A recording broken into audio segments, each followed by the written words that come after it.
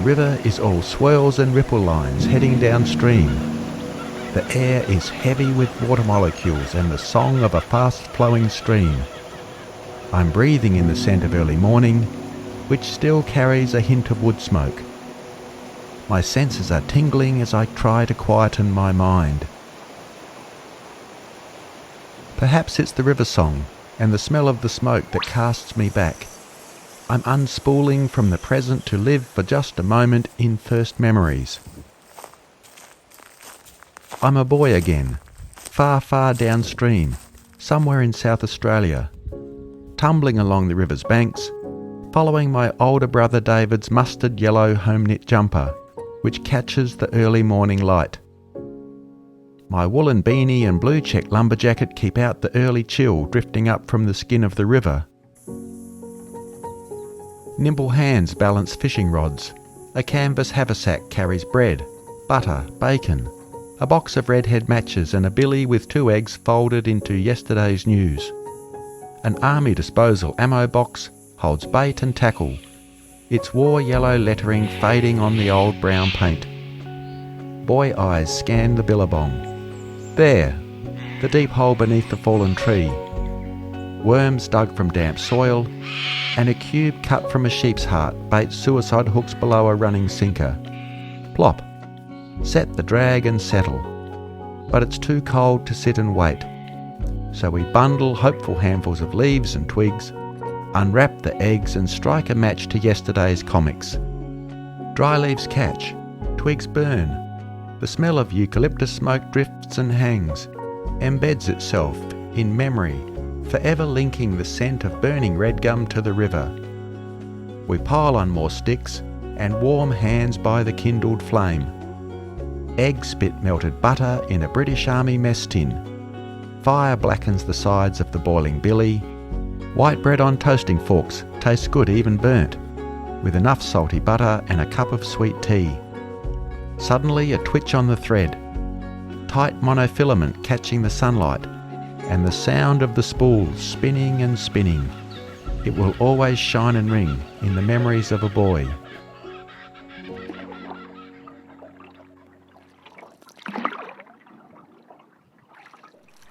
Dear friends, now that I'm on the river, I unfold the road map, paddle all day, and begin to inch my way along the thin blue line marking the river and the boundary between 2 states, New South Wales to the north and Victoria to the south.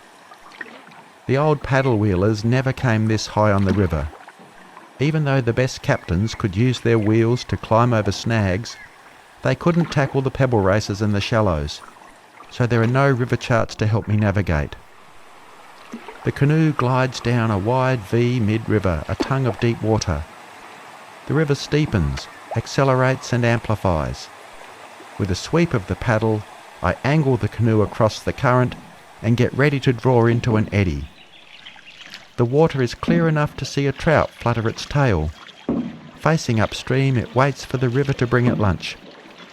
I plant the paddle blade into still water, lean into the turn, and the canoe swings into the quiet pool.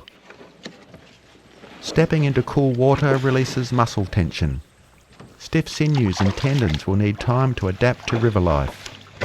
I lift the old wooden box onto the bank, fold back the lid, and find bread, an orange, an old jam jar of tea leaves, a rigger's leather glove, a fine bone china mug, thinner, lighter even than porcelain.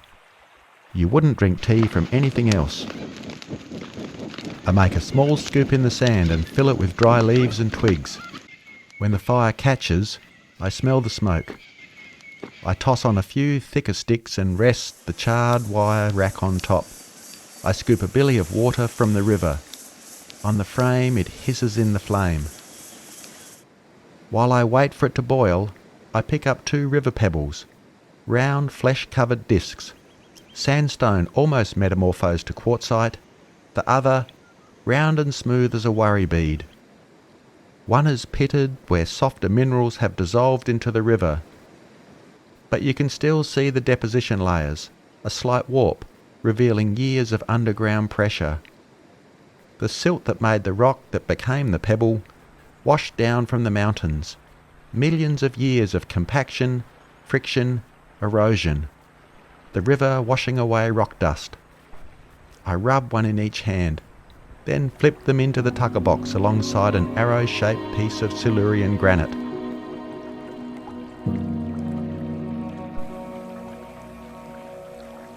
After lunch, the bush gives way to green paddocks, fences and grey-faced cattle. They're Murray Greys, a local breed of polled beef cattle bred during the Federation Drought over 100 years ago.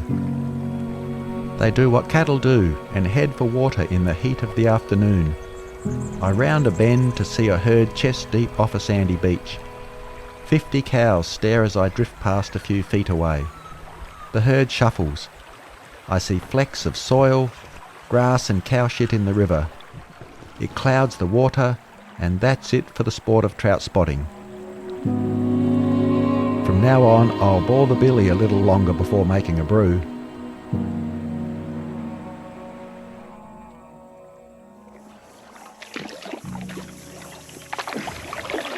Late in the day, I pull into the left bank and find a camp amongst the red gums. There's an old campfire scar and dusty tracks winding through the forest. I spot a battered camper van near the point and an old bus parked up in the trees.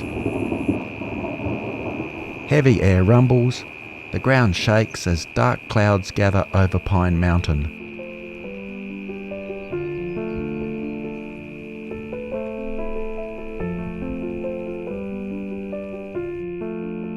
On the flats where the river leaves the mountain, old men gather, like overlanders, sleeper cutters, and the desperate men of the Great Depression. Each one seeking out a river bend where you can camp for free, catch a fish or a cray, or maybe bag a rabbit, walk out into the landscape looking for work. Yes, old men retreat to the place that will embrace their desire for suffering.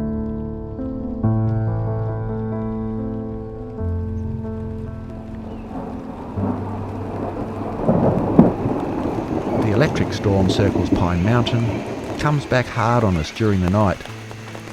The old man gentles his bus out from beneath a Widowmaker red gum, rain slanting in the headlights.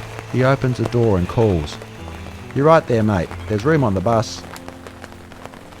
The crab fisherman from the north coast and the old Tassie hydro worker, who says he was on the crew damming the Serpentine when the call came out to search for Alagus's body. But it was his protege, Peter, that found him in the Gordon. Alagus had gone to photograph the splits in 1972, before they were drowned in the rising waters behind the new Gordon Dam. Double curvature of concrete arch, stronger even than falling water.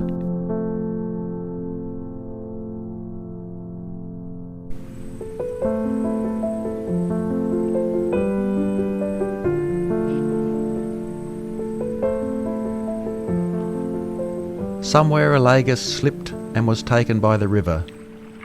They spread his ashes across the beach at Pedder, that would soon be drowned by the rising waters. Alagus tricanus, a Lithuanian migrant.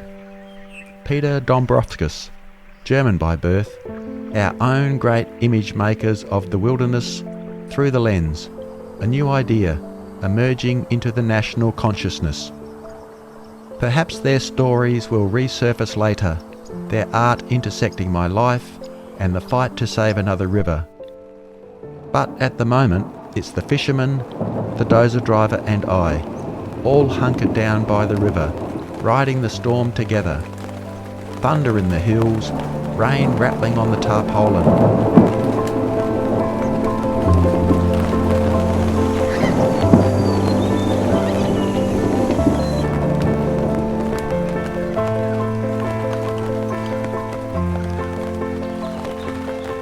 The old men and their small dogs in old work trucks converted to campers, with rattling riveted plywood shelves and hard benches for beds, left by wives who have tired of them or died on them.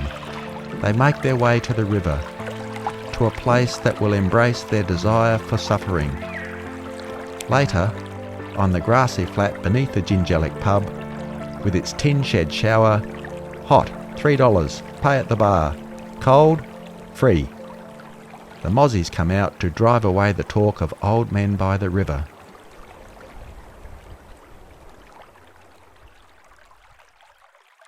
Dear friends, I unfold my map. Actually, it's two state maps, Victoria and South Australia, taped together to cover the length of the river. I'm inching my way along that thin blue line. It seems an impossible distance to the ocean. I apply daily pencil marks that prove, to me at least, that I'm getting somewhere. Past Tintaldra, past Jingellic. But I hit the still waters backed up by the Hume Weir, which they began building in 1919 after the Federation Drought, the worst in history, or so they said. The drought lasted from 1895 to 1903. 40% of cattle died. Once Australia rode on the sheep's back, but the national herd halved during the drought. 50 million were lost. The rabbits moved in, ate everything. Then the precious topsoil blew away in giant dust storms. The Federation Drought finished many of the squatter pastoralists, the banks foreclosing on their loans as banks always do. You could drive your horse and cart down the riverbed. So they built the dam.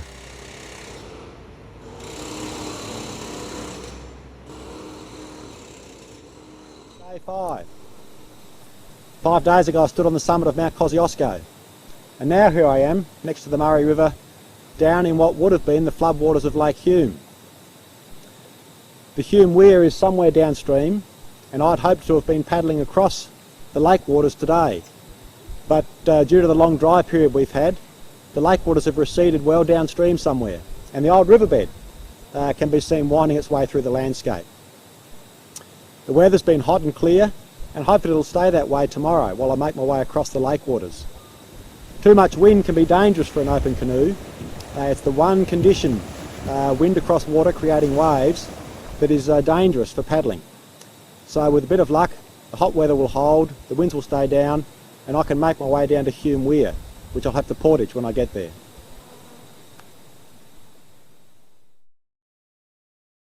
They didn't finish the Hume Dam wall until 1936, the year the last Tasmanian tiger died in the Hobart Zoo. Jesse Owens ran in Hitler's Olympics. The first Spitfire took flight. Extinction, the world preparing for war, and man taking control over Australia's greatest river that had only ever known the vagaries of nature.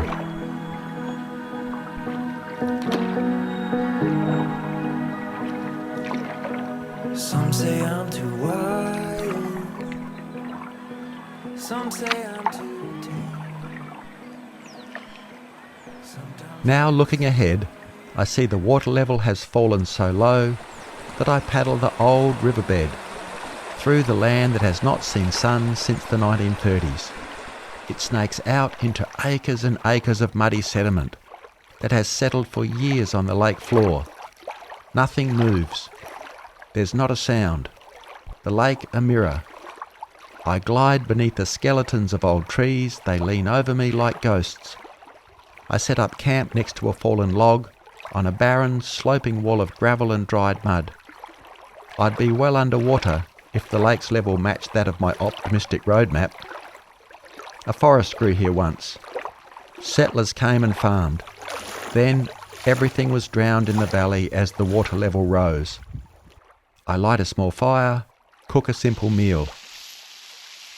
Settle into an uncomfortable sleep.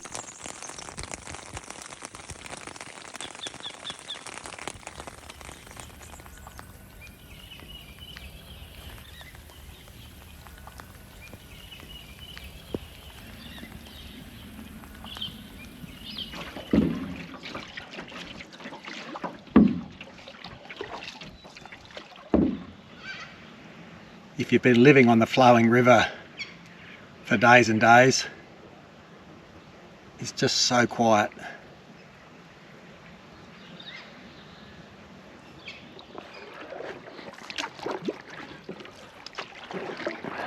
The explorers Hovell and Hume, the English captain and the bushman, passed through here in 1824. forging a path to the south coast, opening the way for the pastoralists. Hovell carved his initials into a tree. Hume added his family name to the river they crossed. History remembers names, doesn't it? But it also erases those that were already there. Dungala, Milawa, Marundi, names from the old languages.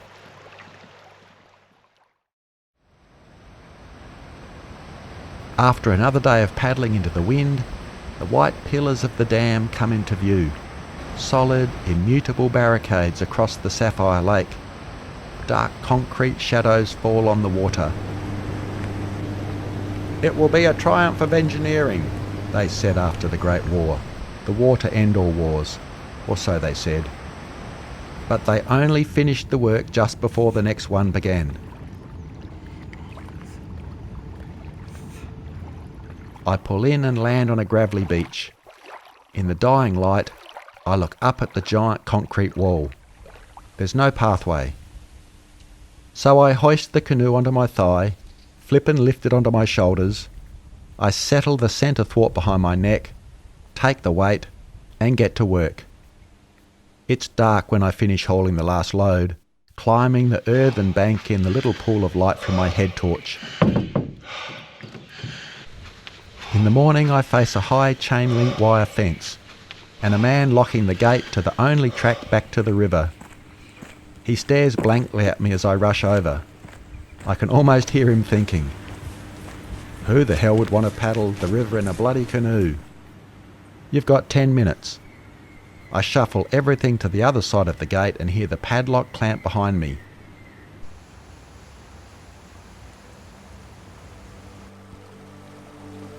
Back down by the river, I feel wrapped in the breath of cold air stirred up by the water released from the base of the dam. I'm back in the old valley once again, and following the river. The water is clear, its load of sludge and suspended cow shit having settled on the floor of the lake upstream. I drift and let the current take a mile from the journey. A platypus swims out from the shadow of the south bank, plies an eddy line, looking for the flow to bring it something to eat in the low-angled early morning light on the river. Further downstream, I pull into a battered campsite on the outskirts of a river town. I roll out my sleeping bag and fall into an uneasy sleep amidst broken glass and spent gun shells left behind, I'm guessing, by bored young men. I convince myself they won't come out here midweek. No, driving out to the river with a box of long necks, ammo and a rifle, getting drunk and taking pot shots at the shadows, that sounds like a Friday or Saturday night on the river. But sleep doesn't come easy in the darkness populated by drunks with loaded rifles. In the morning, I load my canoe, lift my paddle, coil my body. Motion becomes routine, routine becomes rhythm. And rhythm makes room for reflection about all those people drawn to the river, explorers and pastoralists, dam builders and drifters, all sitting on the river's banks, watching, casting their dreams out across the waters like a net, hoping to catch something from the current as it sweeps past. I glance at my road map, then slip it away beneath the lid of the tucker box. It tells me that they named a road and a dam after Hume, but not the river that I follow out onto its floodplain.